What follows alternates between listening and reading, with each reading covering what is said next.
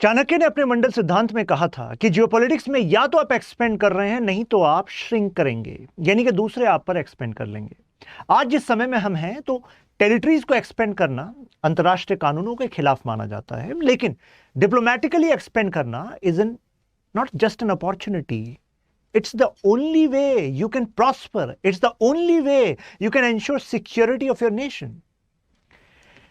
Mongolia, India ने $1.2 billion का soft loan दिया। यह केवल लोन ही नहीं था, इसके अलावा इंडिया अपनी टेक्निकल एक्सपर्टीज दे रहा है, अपनी कंपनी से वहां पर रिफाइनरी को बिल्ड करा रहा है। यह कंप्लीट होने वाला है 2025 में। इसका पहला फेज कंप्लीट हो चुका है। क्या इसके मायने, इस बात से समझ लीजिए कि मंगोलिया के इंडिया में जो एम्बेसडर है उनका कहना है कि अब तक मंगोलिया अपनी ऑयल नीड्स के लिए पूरी तरह रशिया पर निर्भर था।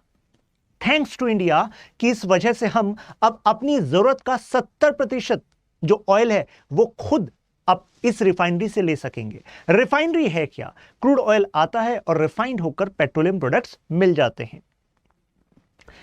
अब जो मंगोलिया है, ये हमारी जो डायमंड नेकलेस स्ट्रेटजी है उसमें एक इंपॉर्टेंट डायमंड है। इस वीडियो में हम diamond necklace, string of pearls and Mongolia, इन सारी बातों पर चर्चा करने वाले हैं। By the end of this video you are going to have comprehensive understanding कि इंडिया की नेकलेस डायमंड स्ट्रेटजी है क्या, इसमें गैप क्या है, हम उस पर भी बात करेंगे, क्योंकि यूपीएससी क्वेश्चन पूछ सकती है क्रिटिकली एग्जामिन करके, और कोई भी समझ पूरी समझ नहीं होगी जब तक कि हम उसकी कमियों पर भी बात कर ले, स्ट्रेंथ पर भी बात कर ले।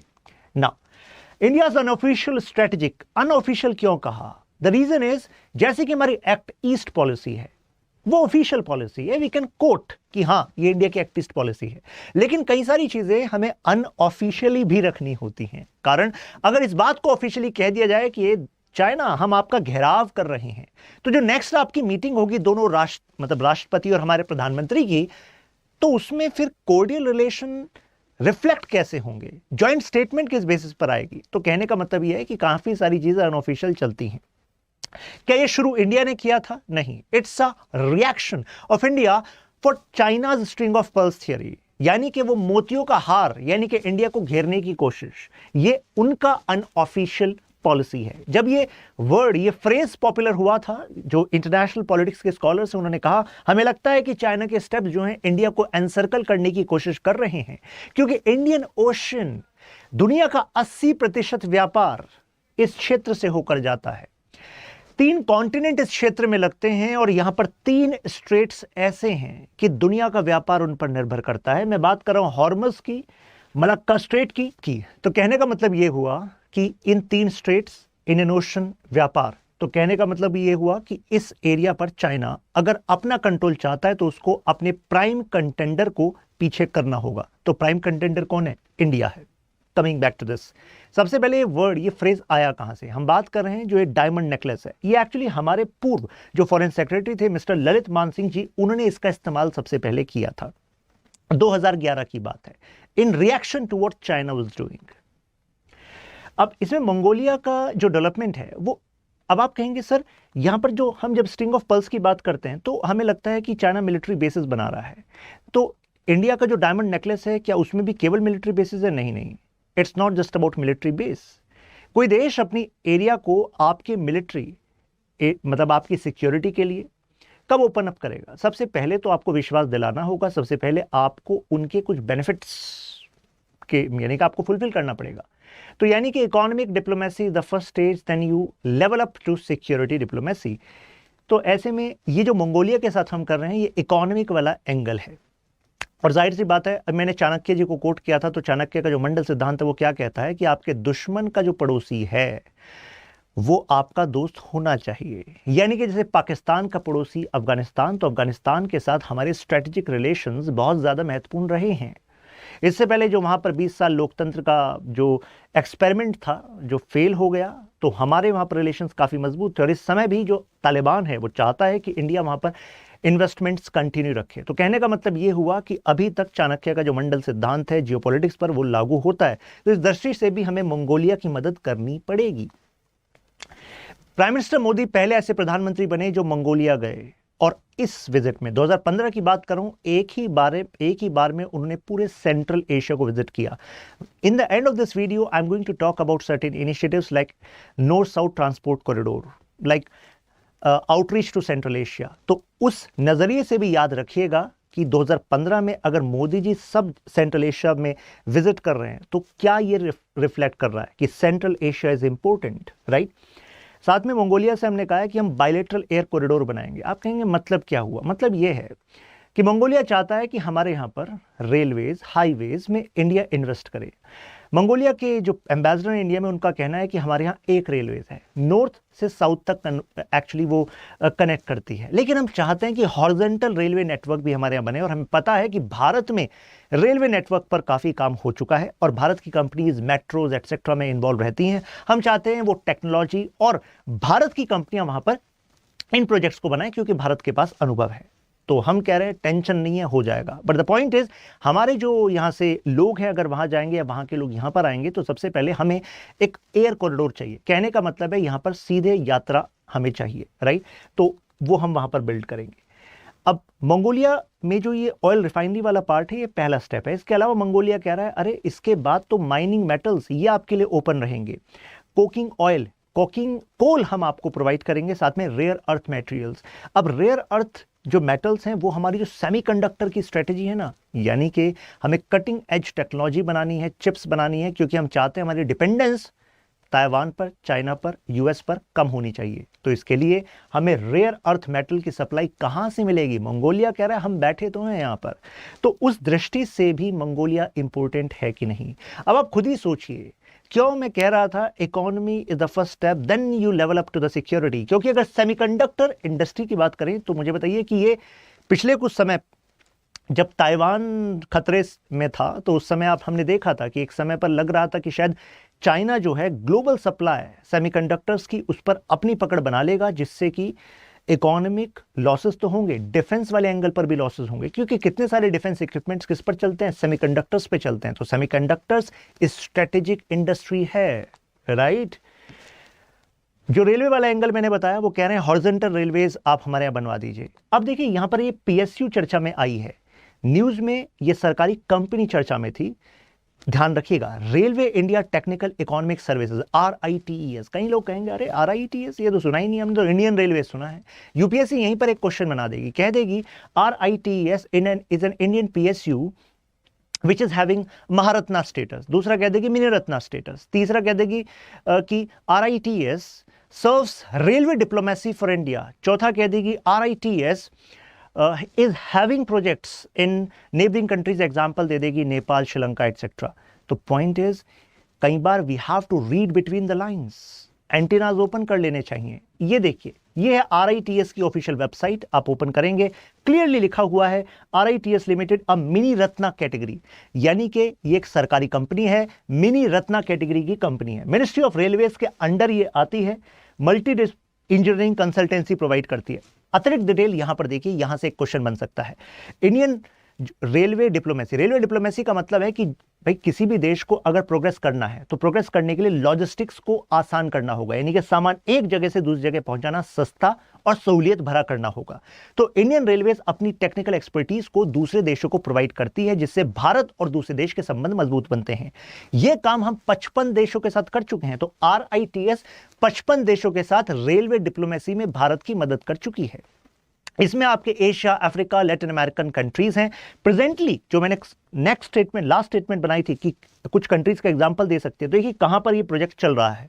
Nepal, Sri Lanka, Mozambique, Mauritius, Bangladesh, Botswana. तो इंपॉर्टेंट है कि नहीं, हल्के में नहीं लेना है। Now what is strategy about? अब ये इंडियन ओशन में कहीं स्ट्रिंग ऑफ पर्ल्स और कहीं नेकलेस डायमंड चल क्या रहा है? व्हाई? तो मैंने आपको बताया Indian Ocean 28 countries spanning 3 continents. ये देखिए, बब अल मंदैब और स्टेट ऑफ हॉर्मुज और ये स्टेट ऑफ मलक्का, ये 3 मेजर यहां पर स्टेट्स हैं और major sea line of communication इस एरिया से जाती हैं। और इससे पहले भी मैंने एक वीडियो में आपको बताया था कि देखो, अगर वर्ल्ड में पावर इस तरफ शिफ्ट हो रही है, भाई पावर किस तरफ शिफ्ट होती है? पावर एंड पैसे में सीधा सीधा कनेक्शन है।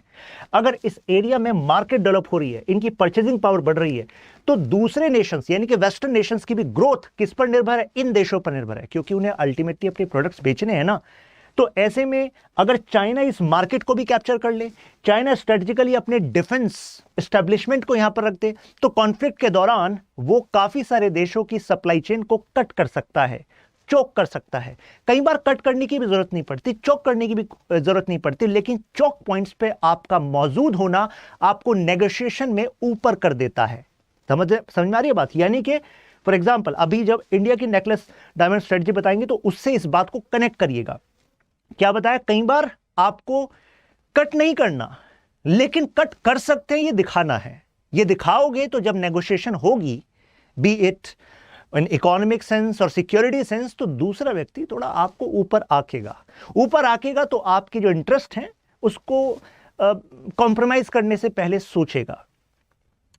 यह भी कहा जाता है कि इंडिया शुरुआत से मानता रहा है कि यह इसका बैकडोर है या पीछे वाला एरिया है, लेकिन यहां पर हमारे पूर्व foreign secretary mister Shyam Saran कहते हैं नहीं नहीं, इसको बैकडोर मत मानो, इसको पीछे वाला एरिया मत मानो, अब फ्रंट पे इसको मानो। उनका कहने का मतलब यह है कि इंडिया के पॉलिसी मेकर्स का मेजर फोकस जो है लैंड बेस्ड पॉलिसी पर रहा, बीट पाकिस्तान, बीट चाइना, इन इश्यूज में हम ज्यादा एंगेज रहे।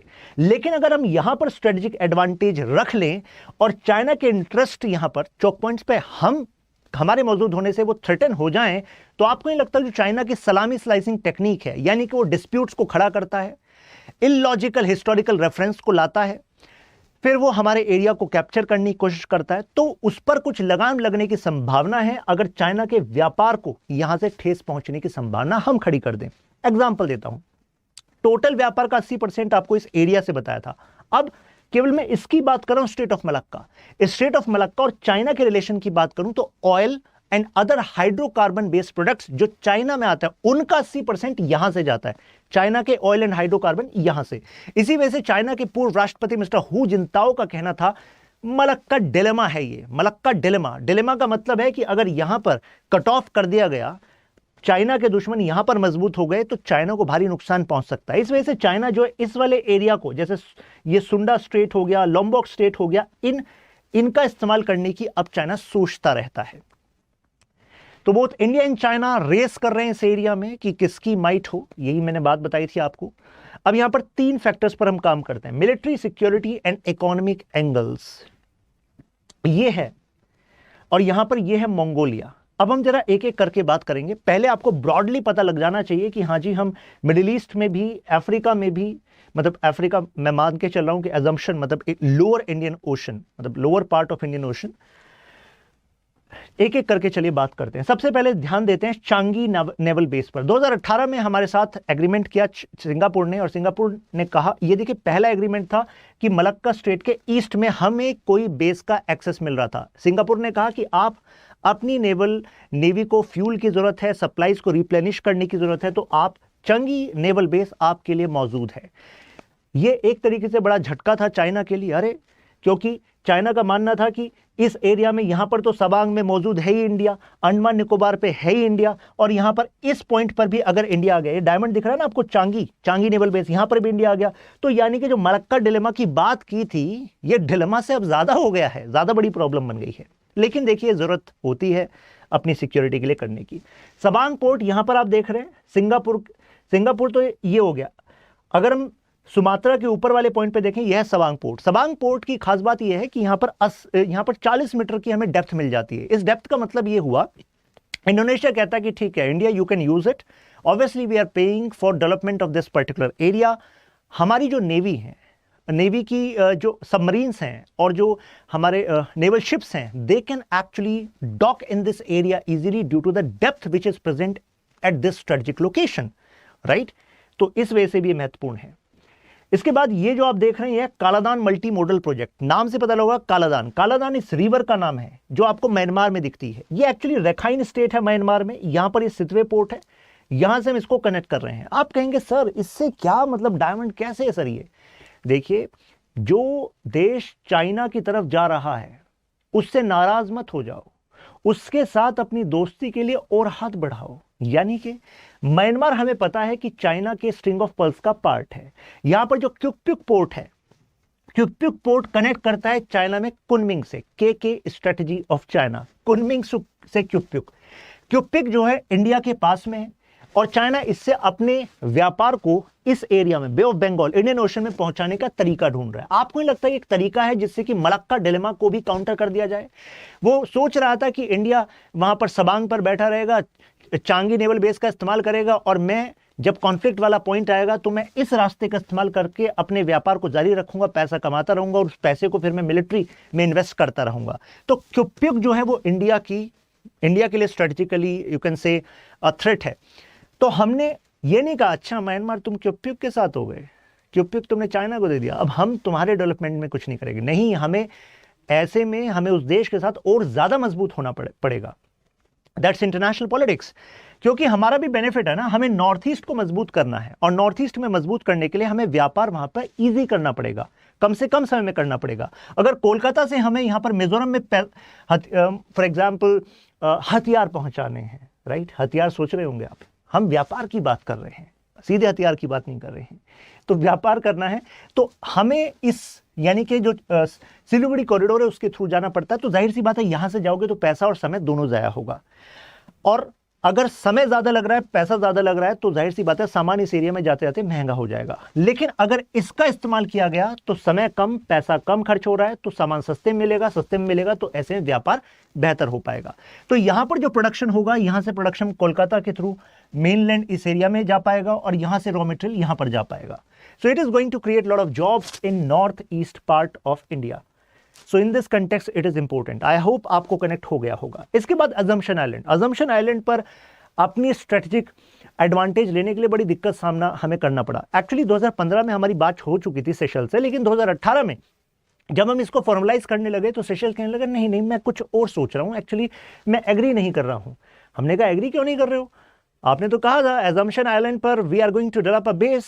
सेशल्स कह रहे हैं नहीं हम ना कुछ डोमेस्टिक रीजंस की वजह से हम इसे अलाउ नहीं करना चाहते, we don't want to get into this geopolitical competition which India is having with China. हमने कहा अच्छा चलो ठीक है। फिर आपने सुना होगा कि you just have to make an offer which other can not refuse, right. तो हमने कहा कि ठीक है रहने दो सेशल्स, कोई दिक्कत वाली बात नहीं। वैसे हमारे पास एक ऑफर था आपके लिए। सेशल्स ने कहा क्या? हमने कहा हम आपको बहुत ही सस्ते दामों पर मात्र $100 मिलियन की क्रेडिट लाइन देने वाले थे और एक डॉर्नियर एयरक्राफ्ट देने वाले थे। सेशल्स ने कहा गिफ्ट में एयरक्राफ्ट? मैंने हाँ गिफ्ट में एयरक्राफ्ट। हम चाह रहे थे आप हमारे दोस्त हो, तो आपका जो एरिया है वो इतना ज़्यादा स्ट्रेटेजिकली इंपॉर्टेंट है, वो मोजाम्बिक चैनल के पास है और यहाँ पर ट्रेड रूट्स तो है ही, साथ में हमने नाम नहीं लिया चाइना का, लेकिन हम चाहते हैं कि वो आप पेट्रोलिंग आसानी से कर सकें अपनी एरिया की। हम तो बस ये चाह रहे थे। सेशल्स ने कहा आप तो दोस्त हो हमारे, पुरानी बात को भूल जाओ, आइए अजम्पशन आइलैंड पर डेवलप करते हैं। तो कहने का मतलब है हमें ऑफर देना पड़ा वो $100 मिलियन की चीप क्रेडिट लाइन और डॉर्नियर एयरक्राफ्ट, और फाइनली ये वाला जो एरिया है ये हमारे लिए हो गया। तो this is one diamond in our necklace strategy. फिर है ये छाबार, ये माकरान कोस्ट है जो ईरान की, वहां पर अब छाबार पोर्ट से एक्सपेक्टेशन बहुत ज्यादा थी, लेकिन पिछले कुछ समय में समय कुछ हमारे फेवर में चल नहीं रहा है। आप कहेंगे सर समय मतलब लक पे थोड़ा ना चलेगा, अरे लक पे नहीं, कंडीशन कुछ ऐसी हो गई। कारण अफगानिस्तान और ईरान ये मेजर दो लोकेशंस हैं छाबार प्रोजेक्ट की, इससे जो हम चाह रहे हैं हमारी एडवांटेज के लिए। मतलब क्या है, अगर हमें सेंट्रल एशिया जैसे तुर्कमेनिस्तान है और फर्दर एरियाज है वहां से नेचुरल गैस लेनी है, तो अभी पाकिस्तान के थ्रू तो ला नहीं सकते। उस एरिया में व्यापार करना है तो पाकिस्तान के थ्रू कर नहीं सकते, पाकिस्तान में खुद अनस्टेबिलिटी है, राइट। हालांकि एक इनिशिएटिव था तापी पाइपलाइन, वो सक्सेसफुल नहीं हो पाया अफगानिस्तान, क्योंकि तुर्कमेनिस्तान, अफगानिस्तान, पाकिस्तान, इंडिया, तापी, क्योंकि पाकिस्तान में अनस्टेबिलिटी और पाकिस्तान जो है जो कॉन्फ्लिक्ट है इसको प्राइमेसी देता है, इकोनॉमिक फायदे को नहीं, ऐसा हमने देखा। तो हमने छाबार में इन्वेस्ट करना स्टार्ट किया। अब हुआ क्या कि यहां पर अफगानिस्तान में अनस्टेबिलिटी हो गई, अफगानिस्तान में तालिबान आ गया, तो अब श्योरिटी नहीं है कि भाई इस रास्ते का हम इस्तेमाल आगे कैसे करेंगे। वैसे हम पहली शिपमेंट यहां से भेज चुके हैं, राइट। ईरान पर सैंक्शंस लग गए, तो ईरान पर सैंक्शंस लग गए, अफगानिस्तान में अनस्टेबिलिटी आ गई, तो छाबार का फ्यूचर जो है बड़ा ब्लीक लगने लग गया। लेकिन जरा ये समझिए कि देखिए ये सिचुएशंस बदलती रहती हैं, लेकिन छाबार और इंडिया की जो स्ट्रेटजी है वो आगे 50-100 सालों को सोचकर है, ठीक है ना। तो भाई ये जो सिचुएशन है ये तो अगले 10-15 साल में बदल जाएगी। तो यानी कि हम डायमंड नेकलेस में छाबार को इंपॉर्टेंट पॉइंट मानते थे, है और रहेगा, राइट। तो Chabahar is important. Now coming to Duqm, ये देखिए पोर्ट ऑफ डुकम। अब देखिए जिबौती में इसके नीचे जस्ट चाइना बैठा है जिबौती में चाइना का पोर्ट है, तो पोर्ट ऑफ डुकम पर हमारा होना जरूरी था। तो ओमान ने हमें एक्सेस दिया और हमने यहां पर अपने नेवल प्रेजेंस को भी मजबूत किया। तो इससे इस एरिया, ये जो क्रिटिकल एरिया है, इस एरिया पर इंडिया भी यहां पर है, तो ये इस बात को दर्शाता है। साथ में हम यहां पर पेट्रोलिंग में रीजनल जो नेवीज हैं उनके साथ भी हम कोऑपरेट करते हैं। तो डुकम आपको पता लगा, छाबार पता लगा, एजम्पशन पता लग गया, सवांग पता लग गया, चैंगी पता लग गया आपको। वियतनाम के साथ अभी मैं अदर पार्टनरशिप्स पर भी आने वाला हूं, जो कि it's not just about port. Diamond necklace में आपको डायमंड दिख रहे होंगे, it is about locations as well as partnerships. वो पार्टनरशिप्स वाला पार्ट अभी हमें करना है, जिसमें जापान भी आएगा।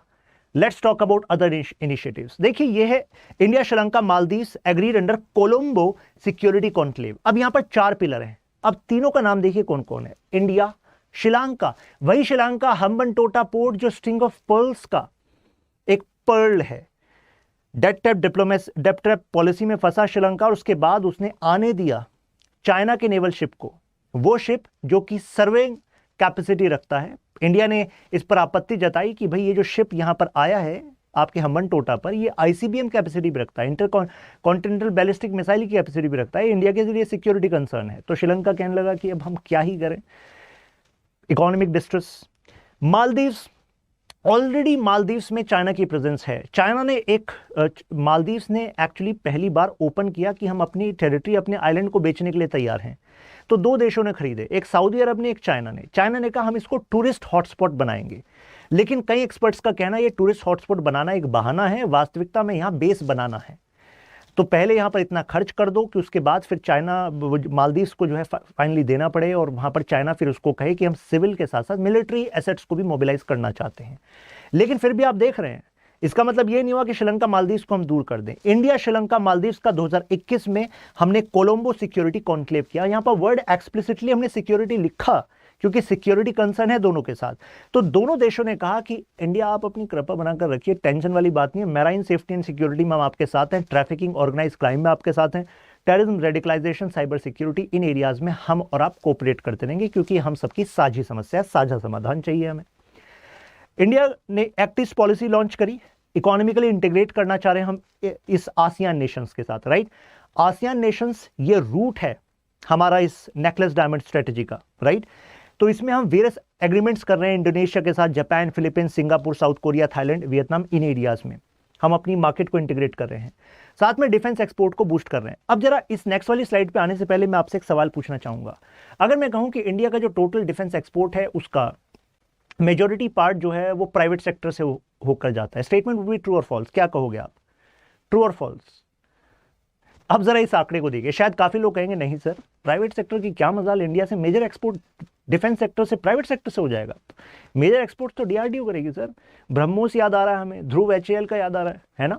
अब जरा इस आंकड़े को देखिए, 13,000 करोड़ का आंकड़ा क्रॉस किया गया डिफेंस एक्सपोर्ट में। इसमें से 70% जो है एक्सपोर्ट किसने किया? प्राइवेट सेक्टर ने किया।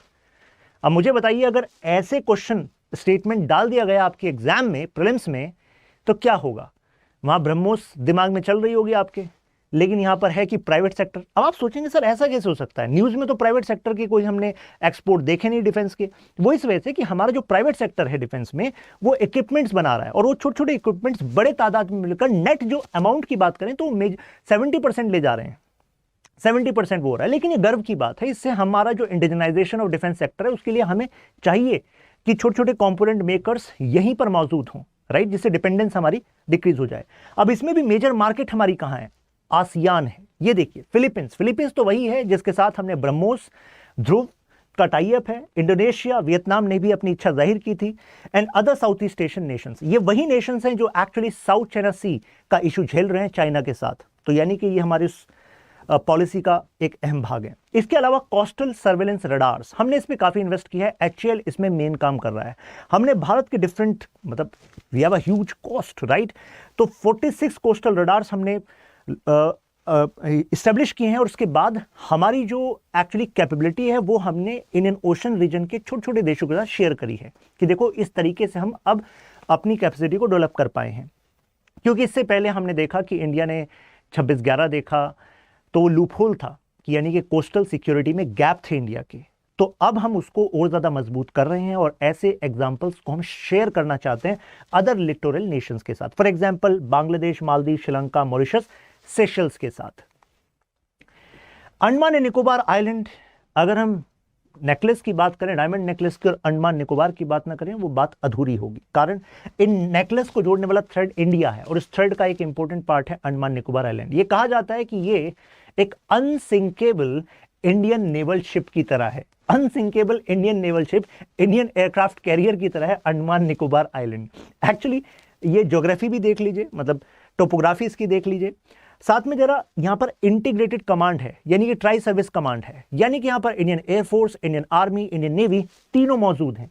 ये आप देख रहे हैं यहां पर एनएस शिवपुर, जिसका नाम बदलकर आईएनएस कोहासा कर दिया गया है। ट्राई सर्विस कमांड ये आपको सेकंड पॉइंट पे दिख रही है पोर्ट ब्लेयर पर, यानी कि तीनों सर्विसेज की joint command port Blair, capital है अंडमान निकोबार की। इसके बाद केमिक एयरफोर्स बेस आपको यहां पर दिख रहा है कार निकोबार में, आईएनएस करदीप यहां पर दिख रहा है आपको। नास नेवल एयर स्टेशन की बात करें, ये कैम्बेल बे में है और यहां पर आपका सबांग हुई है। तो यानी कि अंडमान एंड निकोबार जो है ये भी बहुत ज्यादा स्ट्रेटेजिकली इंपॉर्टेंट है, स्टेट ऑफ मलक्का के पास है, ये हमारा एक्सक्लूसिव इकोनॉमिक जोन है, इसको प्रोटेक्ट करना भी जरूरी था, इस वजह से भी यहां पर हमने ये रखा। What are the challenges? कुछ एक्सपर्ट्स का कहना है कि इंडिया की जो स्ट्रेटेजी है ना वो डिफेंसिव है। डिफेंसिव का मतलब है कि यानी कि हम रिएक्शन के तौर पर बना रहे हैं, वो ब्लीक है, वीक है, ऐसा कुछ एक्सपर्ट्स का कहना है। अब ऐसा क्यों कह रहे हो? उनका कहना है कि इंडिया ने लोकेशंस बनाई लेकिन चाइना ने ज्यादा एडवांटेज ले लिया, क्योंकि China is having military as well as economic capacity and China is investing heavily in string of pearls. उसके कंपैरिजन में इंडिया अभी बहुत पीछे है। देखिए, मजबूती के लिए जरूरी है कि हम हकीकत में रहें। तो अगर कहीं से क्रिटिसिज्म आ रहा है किसी इंटरनेशनल स्कॉलर का, तो वी शुड नो कि अच्छा किस वजह से ऐसा कहा जा रहा है, can we work out something around it. अब यहां पर 3 मेजर इनिशिएटिव्स हैं हमारे, जिससे कि हम फर्दर अपने एफर्ट्स को स्ट्रेंथन कर सकते हैं। यहां पे एक बात कहना चाहूंगा, कई बार जो मिलिट्री डिप्लोमेसी होती है वो गुड ऑप्टिक्स होती है कि हमने यहां मिलिट्री बेस बना दिया है, वहां मिलिट्री बेस बना दिया है, लेकिन क्या वो वास्तव में आपको अभी कोई इंटरेस्ट सर्व कर रहे हैं? वो लॉन्ग टर्म इंटरेस्ट के लिए जरूरी होते हैं। वो चौक पॉइंट्स पे, मैंने क्या कहा, चौक पॉइंट्स पे मौजूद रहना नेगोशिएटिंग पावर को इंप्रूव करने के लिए जरूरी है, लेकिन इसका मतलब ये नहीं है कि ये कर दिया और बस हो गया, नहीं। इसके अलावा हमें कुछ मेजर कॉन्क्रीट एफर्ट भी करने होते हैं, robust concrete and important deliverables. Example, जैसे 3 प्रोजेक्ट हैं, 3 प्रोजेक्ट ध्यान रखिएगा जब भी हम इस बारे में फ्यूचरिस्टिक अप्रोच की बात करेंगे। एक तो है international north south transport corridor. अब इसमें प्रॉब्लम क्या आ रही है? ईरान की प्रॉब्लम आ रही है, ईरान पे सैंक्शंस लगे हुए हैं, तो इस वजह से ये जो प्रोजेक्ट है ये इंडिया अभी नहीं कर पा रहा है, ये आगे नहीं बढ़ पा रहा है। लेकिन अगर ये बढ़ जाएं तो ऐसे में इन एरियाज में जहां पर चाइना अपनी पकड़ बनाना चाहता है, हम यहां पर अपनी पकड़ बना लेंगे और इन कंट्रीज के साथ, हम इन मार्केट्स के साथ अपने आप को इंटीग्रेट कर पाएंगे। एक साथ है एशिया अफ्रीका ग्रोथ कॉरिडोर। अब इसमें गैप क्या आ रहा है? एशिया अफ्रीका ग्रोथ कॉरिडोर ये इंडिया जापान का ज्वाइंट इनिशिएटिव है, ये एक तरीके से अल्टरनेटिव है बीआरआई का, बेल्ट एंड रोड इनिशिएटिव, जो चाइना का है। प्रॉब्लम ये आ रही है कि कई एक्सपर्ट्स का कहना है कई प्रोजेक्ट्स इसमें प्रोमिसेस किए गए बट डिलीवरी बहुत डिले है, बातें हो गई, इंप्लीमेंटेशन नहीं हुआ। रिसेंटली हमने जापानीज पीएम किशिदा जी को यहां पर देखा, तो अब यह कहा जा रहा है कि वहां पर बातचीत हुई है कि फर्दर हम इस पे जो एफर्ट्स है उसको स्ट्रेंथन करेंगे, डिलीवरी ऑफ प्रोजेक्ट्स और ज्यादा मजबूत करेंगे। अरब मेडिटेरियन कॉरिडोर, ये है Arab Mediterranean corridor. This is also going to open up lot of things, क्योंकि ये मिडिल ईस्ट है और ये आपका यूरोप है। अल्टीमेटली चाइना बीआरआई के थ्रू यूरोप की मार्केट से कनेक्ट हो रहा है, राइट।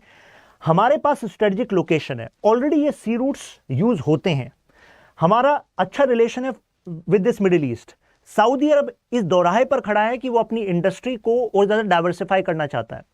अब वो केवल ऑयल पर नहीं रहना चाहता, उसमें India is a logical partner. India is a logical partner of many European Union nations as well. तो इस कॉरिडोर को डेवलप करना, this is going to be the next step which is going to develop और you can say deliver some concrete results. इस question को देखिए, write a short note on India strategy in Indian Ocean region. इतने सारे points आपको बता दिए, ये सारे पॉइंट्स आप इसमें इस्तेमाल करेंगे। तो आई होप आपको क्लैरिटी हुई होगी।